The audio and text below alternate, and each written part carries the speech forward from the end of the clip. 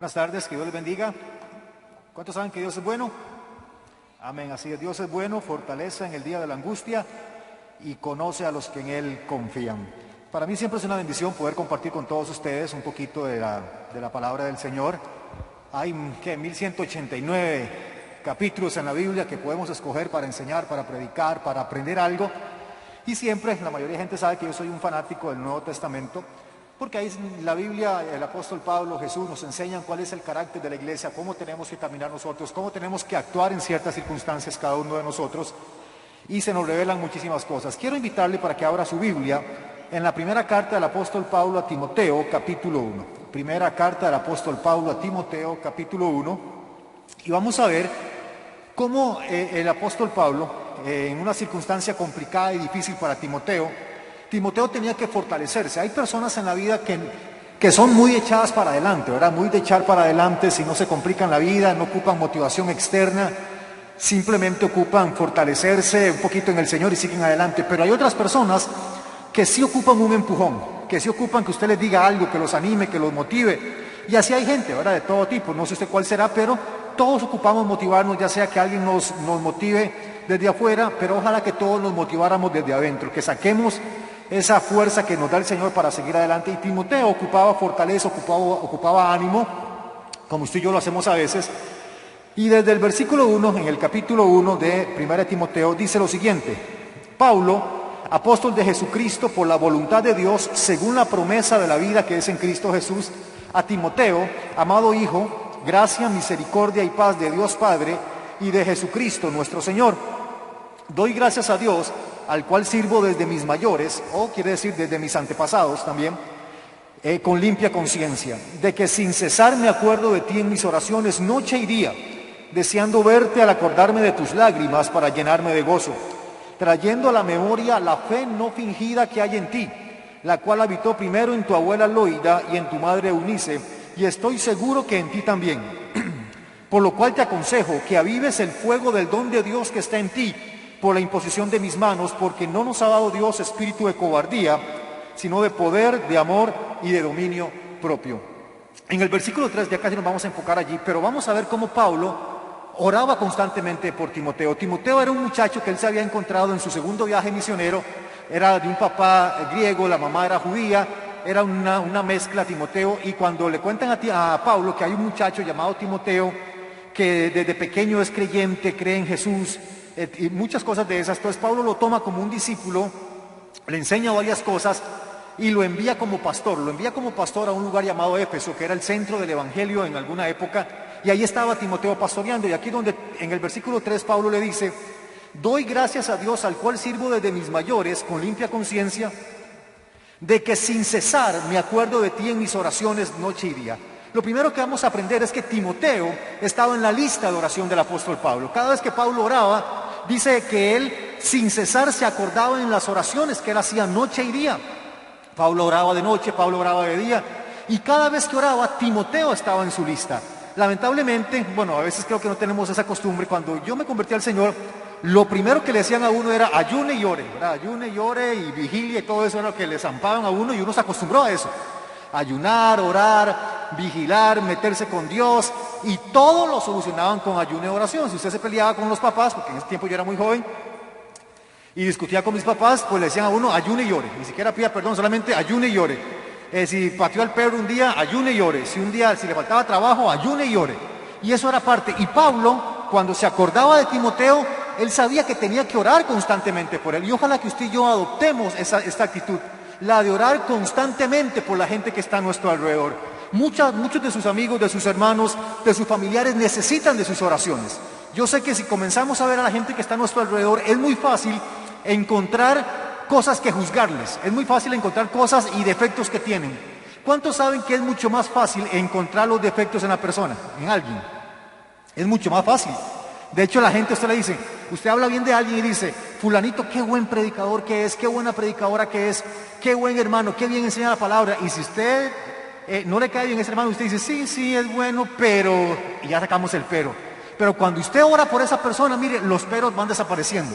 Todos tenemos un montón de defectos, todos tenemos un montón de cosas que arreglar en la vida. Lo interesante es que podemos venir al Señor ser transformados. Y cuando venimos a Cristo y somos transformados, comenzamos a dejar de ver las cosas malas que hay en las demás personas.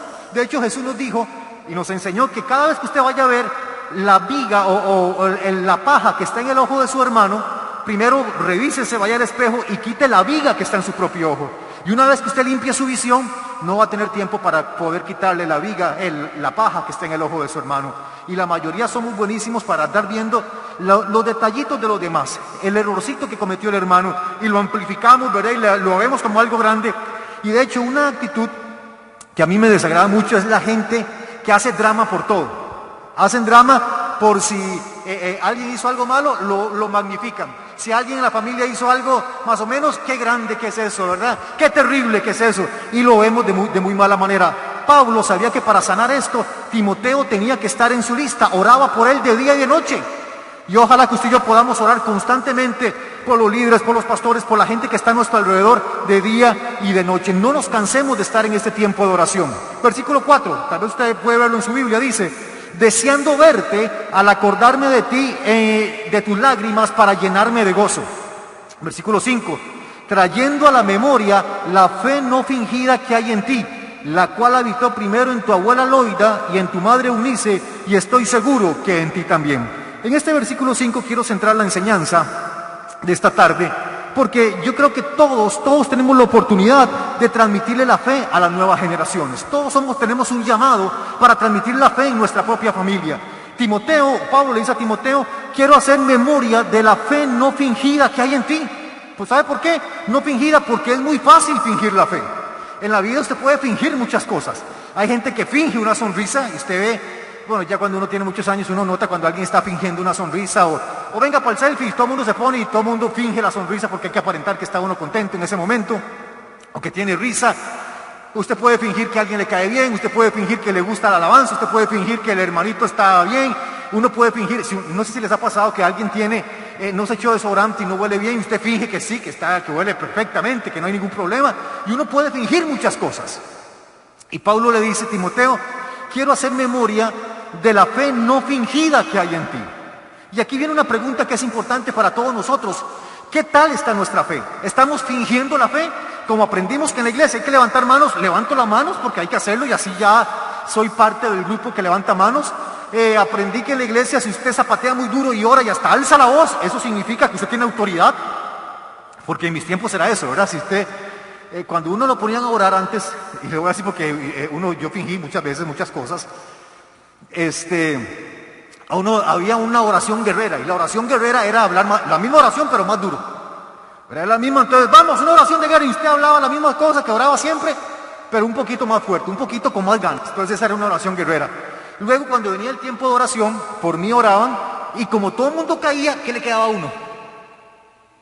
Caer para atrás, caer patas arriba. Entonces yo caía, y yo en mi vida, un día hice cálculos hace muchos años, y yo creo que yo en mi vida caí, sin exagerar, unas 600 y reste veces, porque había culto todos los días y llegaban predicadores y los invitaban, y siempre que uno pasaba, porque siempre había un llamado al final: venga para orar por usted, por sanidad, por salud, por prosperidad, por la nueva unción, por la unción renovada, por la unción del nuevo milenio, por todos los tipos de unciones que hubieran. Y uno pasaba, porque era parte, ¿verdad? Y yo caía, pero yo me di cuenta que la mayoría de las veces era puro fingimiento, estaba fingiendo. Y ojalá, claro, un día me rebelé contra eso y dije: yo nunca más voy a fingir.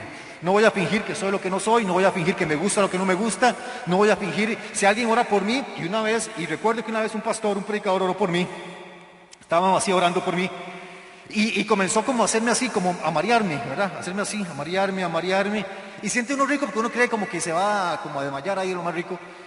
Pero yo dije: no, me quiere empujar, y me comenzó a empujarme, ¿verdad? Esa cosa que va y que viene, y usted está en esa cosa, ¿verdad? Y entonces yo le tomé la mano y le dije: gracias, y se asustó, ¿verdad? Él se sorprendió, pero yo decidí ahí en adelante no volver a fingir. Entonces si un día caigo, créanme que es porque o estoy cansado, o de verdad me tocó Dios, o algo pasó, pero no porque estoy fingiendo. Y aprendí que hay cosas que no hay que fingir nunca, que no se pueden fingir, no se deben fingir en la vida. Y Pablo le dice: Timoteo, me acuerdo que tu fe, y eso es lo más importante que podemos tener, dentro de las cosas que no hay que fingir, es la fe.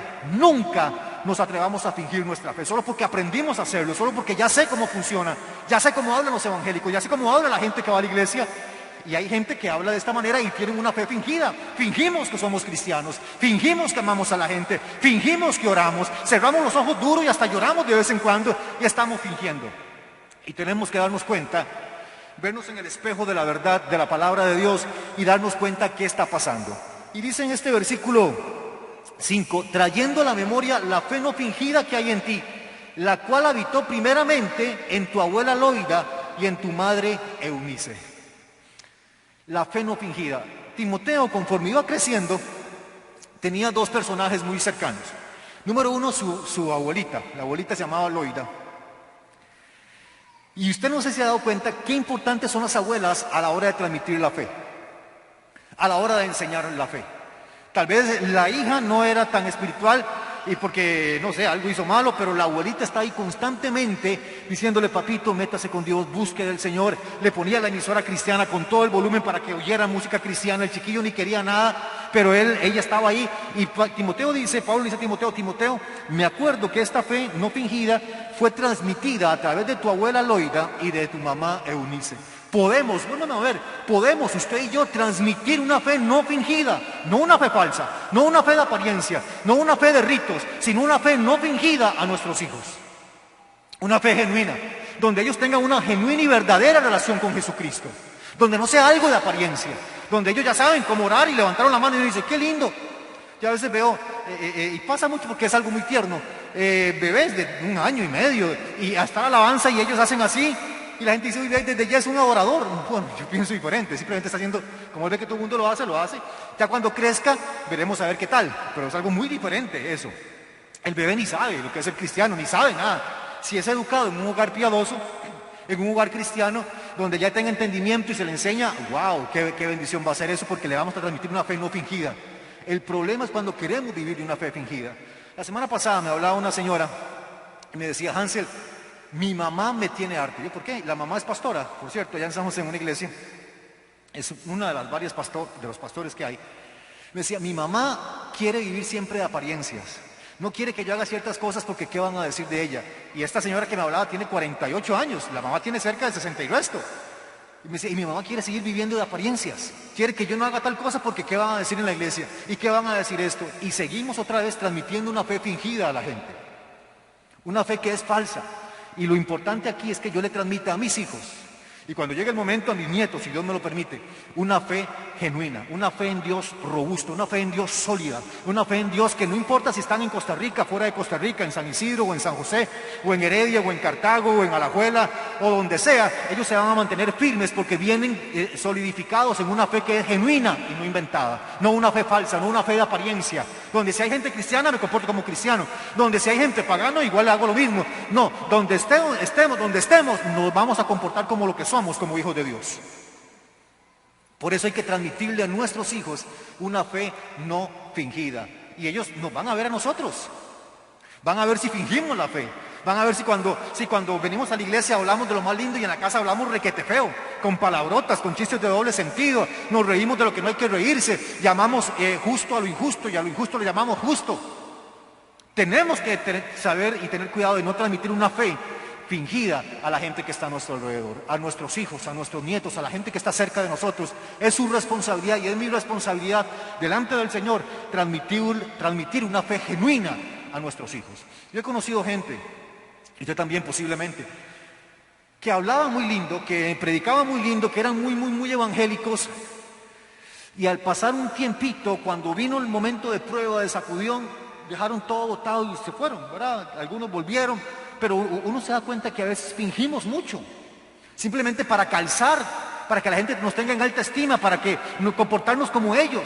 Pero es el momento de dejar de fingir, de decirle: Dios, quiero ser genuino delante de ti, y no por la gente, porque la fe es confianza en Dios, sino que yo confío en Dios no de forma inventada, lo hago genuinamente, confío en Dios donde me encuentre, hablo de Dios donde me encuentre, testifico de Jesús donde me encuentre, soy un testigo del poder de Dios donde me encuentre. Si me preguntan: ¿usted es cristiano? Claro que sí, soy cristiano, soy un hijo de Dios lavado con la sangre preciosa de Jesús. Donde me encuentre, donde usted se encuentre, tenemos que testificar de esto para cumplir con esto y poder recordar, y que cuando nuestros hijos pasen los años y ellos recuerden y digan: yo me acuerdo de la fe no fingida que había en mi papá, me acuerdo de la fe no fingida que había en mi mamá, me acuerdo de la fe no fingida. ¿Recuerda usted a alguien que tuviera una fe no fingida en su familia? ¿Recuerda, tiene usted esos buenos recuerdos de su abuelita, de su mamá, de un tío, que usted dice, wow, yo tan cabezadura que fui, y mi papá, mi mamá, mi abuelita siempre allí con una fe genuina, una fe en Cristo, que aunque yo hiciera todo lo malo, ellos se mantenían confiando y creyendo que Jesús me iba a transformar? Qué lindo es poder hacer eso, sembrar en nuestros hijos eso, y más en esos tiempos, que la gente se levanta, la gente reclama, la gente dice, justamente, o algunos no, o algunos se aprovechan. Siempre estamos aprovechados que usan todos esos movimientos para hacer loqueras, tonterías y estupideces. Pero hay que tener mucho cuidado para no caer en eso, para no caer en el jueguito de aprovecharnos de lo que está pasando para hacer cosas que no tenemos que hacer, y menos como creyentes. Mucho más como creyentes tenemos que dar testimonio de Jesús, y que nuestros hijos vean que en medio del conflicto, que en medio de todo lo que está pasando, tomamos partido por la justicia, por lo que Dios quiere, por el reino de Dios, por el reino del Señor Jesucristo. Eso es transmitir una fe no fingida a nuestra familia. No nos olvidemos de eso. Todo comienza en casa. La mayor influencia que yo tengo no es afuera. La mayor influencia que yo tengo está en mi casa, está con mis hijos, está con la gente que vive dentro de mi hogar. Eso es vital y eso es importante, y usted tenemos que saberlo. Podemos escribir los mejores comentarios en las redes sociales, podemos tener las mejores publicaciones, pero todo, al fin de cuentas, comienza en casa. Y si algún día, como algún día nos va a pasar, daremos cuenta al Señor Jesucristo, yo quiero escuchar que lo número uno que Él me diga: ven, buen siervo y fiel, sobre lo poco me fuiste fiel, sobre lo mucho te pondré, pero especialmente en mi casa. Ahí donde tenemos que ser los mejores creyentes, ahí donde tenemos que transmitir la verdadera fe, la genuina fe. Yo aquí he contado en algunas ocasiones que conocí a un ministro coreano, un pastor, y un día conversando, él me decía, me contaba que el papá era obispo de unas iglesias, de una denominación en Estados Unidos, específicamente en la ciudad de Nueva York, y me decía, ay sí, Hansel, vieras, mi papá era muy conocido. Cuando él falleció, la iglesia estaba llena de gente de todos los lugares, de varios países, vino gente al funeral, fue algo muy lindo. Mi papá era muy querido, fuera de la casa. Y hay gente muy querida fuera de la casa. Y yo me quedé así como usted hizo, ¿verdad? Y me dice, sí, es que en la casa ni yo lo quería, ni mi mamá. Estábamos hartos de él porque ni estaba en la casa nunca estaba en los cumpleaños, nunca estaba en nada. Él vivía afuera, toda la gente afuera lo quería mucho, pero en casa no. Y ojalá que nosotros no cometamos ese tipo de errores. Nos puede pasar algún error, pero ojalá que entendamos que la fe no fingida comienza en casa, la fe genuina comienza en casa, la oración verdadera comienza en casa, la adoración verdadera comienza ahí en casa con mi esposo y con mis hijos, el estudio bíblico genuino, íntegro, honesto comienza en casa. Abro la Biblia en casa, no solamente cuando voy aquí a la iglesia. Es que porque es ahí donde se transmite la fe no fingida. Por eso Pablo le dice a Timoteo, me acuerdo de tu fe no fingida, que primero estuvo en tu abuela Loida y luego en tu mamá Eunice. ¿Está usted, estoy yo, estamos todos transmitiendo esta fe no fingida en casa? ¿Estamos todos transmitiendo esta fe genuina a nuestros hijos, a nuestros nietos, a la gente que vive en casa, a los sobrinos, a la gente que está cerca de nosotros? Al final del versículo 5 dice, y estoy seguro que en ti también. Pablo está reafirmando a Timoteo, porque Timoteo era joven. De hecho, cuando usted lee el capítulo 4, versículo 12, le dice, ninguno tenga en poco tu juventud. Y era joven y tenía más de 40 años. ¿Cuántos tienen entre 40 y 50 años? Levanten la mano. Para Pablo usted sería un joven. Y Pablo le estaría diciendo, ninguno tenga en poco tu juventud. Mire qué bonito, ¿verdad? Y le dice, Timoteo, ninguno tenga poco tu juventud, pero comienza desde aquí diciéndole, y estoy seguro que en ti también, así como tu abuela tuvo una fe no fingida, tu mamá también, estoy seguro que en ti también habita esta fe no fingida, esta fe genuina, esta fe que se planta, esta fe que confía en Dios, esta fe que está ahí sólida, que hace que no te muevas, no importa lo que pase, vas a confiar en Dios como lo hicieron tus antepasados. Versículo 6. Por lo cual, o sea, como consecuencia de que tienes una fe sólida, una confianza fuerte en Cristo, por lo cual te aconsejo que avives el fuego del don de Dios que está en ti por la imposición de mis manos. Pablo en algún momento había orado por Timoteo. Generalmente se dice que cuando lo enviaron y lo ordenaron como ministro, Pablo ora por él y a través de una imposición de manos, Timoteo recibe dones espirituales. Y algo había pasado en la vida de Timoteo, que él se había apagado un poco. Él había bajado, las pilas se estaban quedando sin energía. Y Pablo le dice, como sé que tienes una fe no fingida, igual que tu abuela, igual que tu mamá, y estoy seguro que en ti también, dice el versículo 6, te aconsejo, no te ordeno, no, Pablo no era mucho de dar órdenes ni nada, te aconsejo que avives, que despiertes de nuevo el fuego del don de Dios que está en ti por la imposición de mis manos. Muchas veces en la vida cristiana, las circunstancias, los golpes, las situaciones, la economía, el matrimonio, los hijos, el montón de cosas que se nos vienen encima, hace que nuestra fe se tambalee. Y lo primero que se va afectado, son los dones y talentos que Dios nos ha dado para servirle a Él.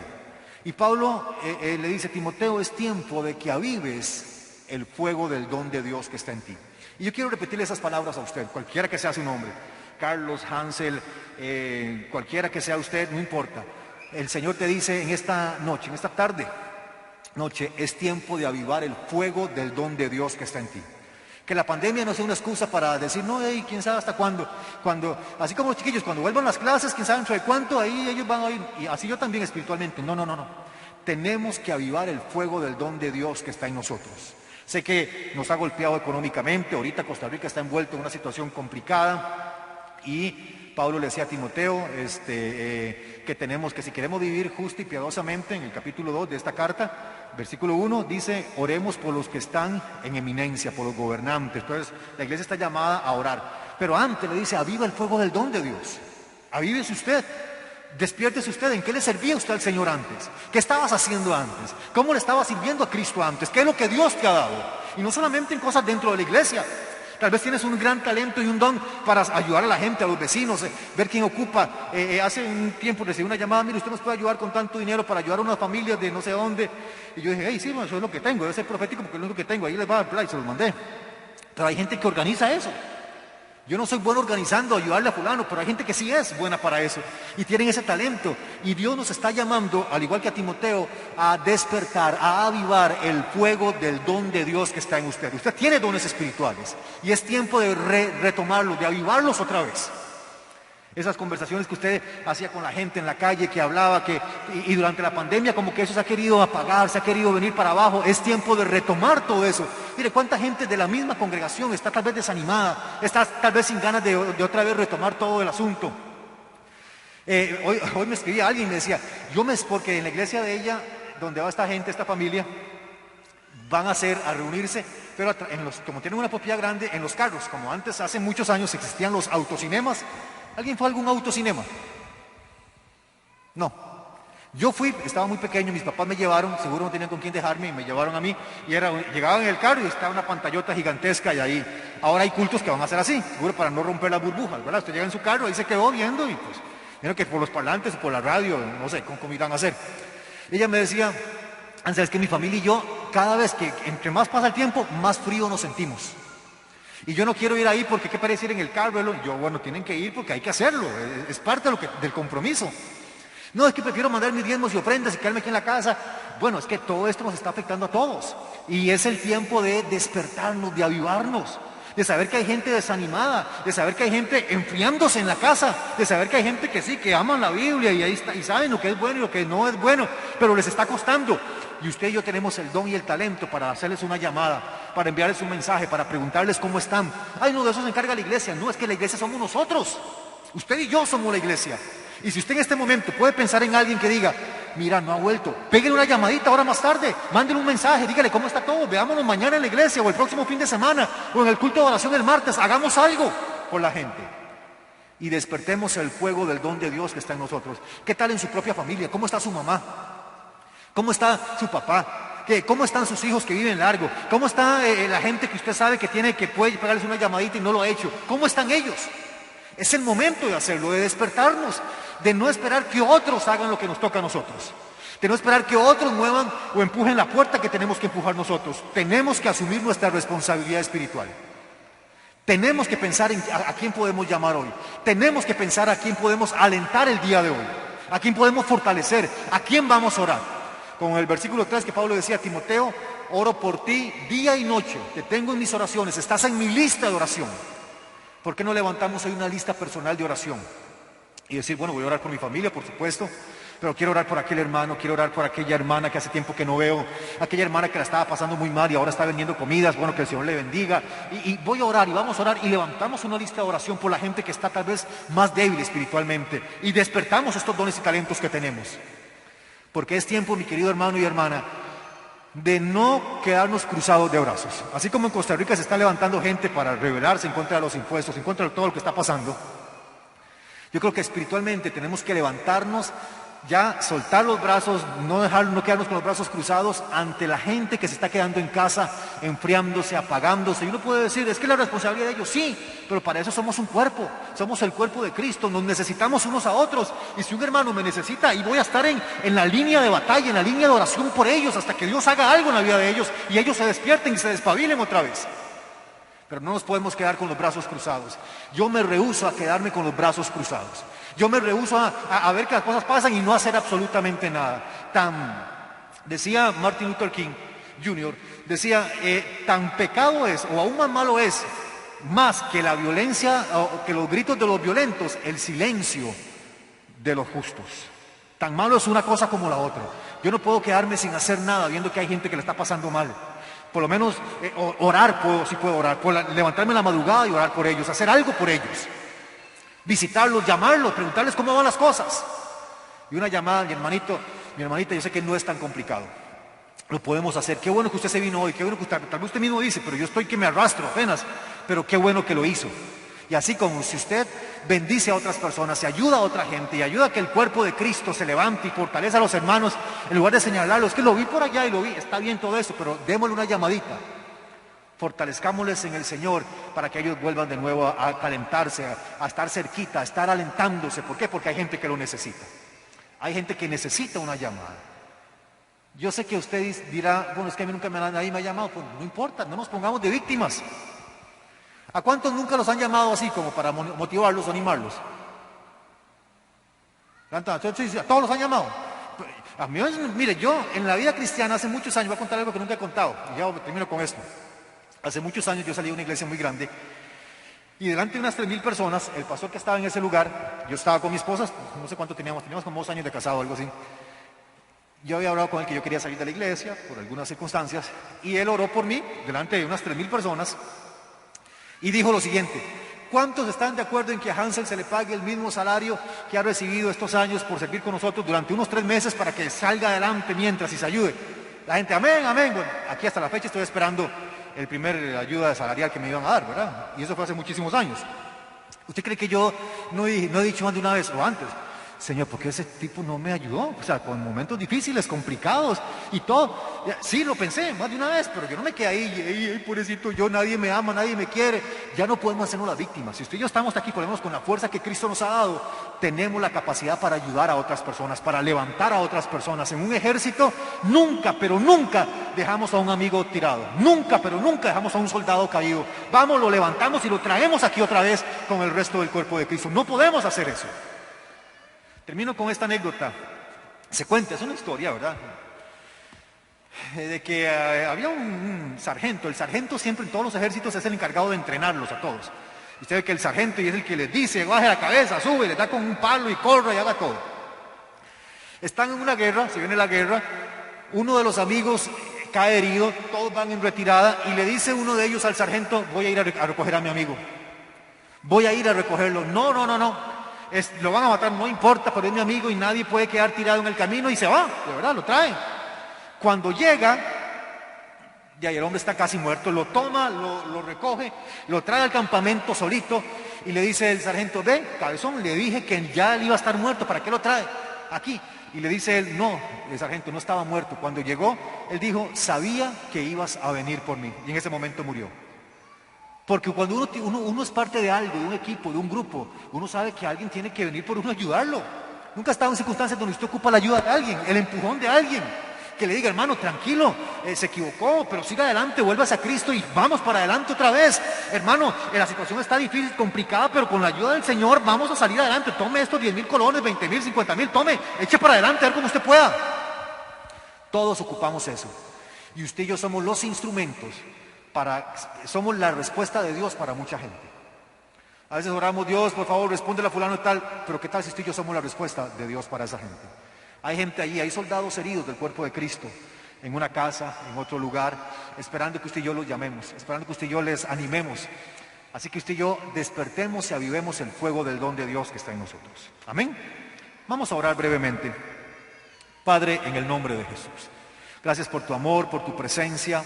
Danos la fortaleza para seguir adelante, la fortaleza para levantarnos en el nombre de Jesús y no pensar solo en nosotros mismos, sino ayudar a otras personas, tener nuestra propia lista de oración, orar por miembros del cuerpo de Cristo que tal vez están en su casa enfriándose, están heridos, están doliéndose, Señor, y que seamos esa respuesta para ellos en el nombre glorioso de Jesús.